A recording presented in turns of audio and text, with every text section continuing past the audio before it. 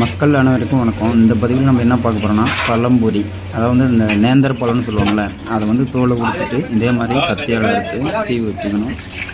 அப்புறம் மாவு எல்லாத்தையும் போட்டு பண்ணணும். இது ரொம்ப இனிப்பாக இருக்கும். நம்ம ஊருக்கு வந்து எப்படி பஜ்ஜி ஃபேமஸோ அதே மாதிரி இந்த கேரளாவுக்கு வந்து பார்த்திங்கனாக்கா இந்த பழம்பொரி அப்படிங்கிற இந்த உணவு ஐட்டம்ஸ் வந்து ஃபேமஸானது. இது வந்து இனிப்பாக இருக்கும். நம்ம பஜ்ஜிக்கு வந்து சர்க்கரை போட மாட்டாங்க, இதுக்கு வந்து சர்க்கரை போடுவாங்க. இது சாப்பிடும்போது வந்து இனிப்பு தரும். நம்ம பஜ்ஜி கூட ஒப்பிட்டு பார்க்கும்போது பஜ்ஜியை விட என்னை பொறுத்தளவுக்கு நான் ரெண்டுமே சாப்பிட்ருக்கேன். பஜ்ஜி கூட ஒப்பிட்டு பார்க்கும்போது இது வந்து கொஞ்சம் டேஸ்ட்டாக இருக்கும்.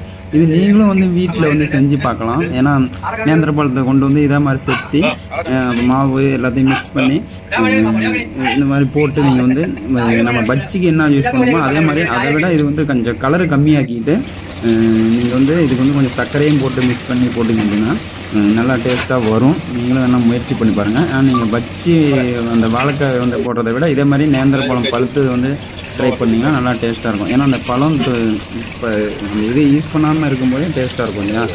இதே மாதிரி நீங்களும் முயற்சி பண்ணி பாருங்கள், கண்டிப்பாக டேஸ்ட்டாக இருக்கும் அப்படின்னு நினைக்கிறேன். நன்றி, வணக்கம். இந்த பழம்பொரி செய்கிறதுக்கு உங்களுக்கு என்னென்ன பொருள் இது வந்து பயன்படுத்துவாங்க அப்படின்னு உங்களுக்கும் தெரிஞ்சுக்கணுன்னு ஆசையாக இருந்தால் கண்டிப்பாக வந்து நீங்கள் வந்து கமெண்ட்டில் சொல்லுங்கள். நான் கண்டிப்பாக உங்களுக்கு வந்து ரிப்ளை பண்ணுறேன். சரிங்களா? மறக்காமல் கமெண்ட் பண்ணுங்கள் உங்களுக்கு இந்த மாதிரி செய்யணுன்னு ஆசை இருந்தால். சரிங்களா?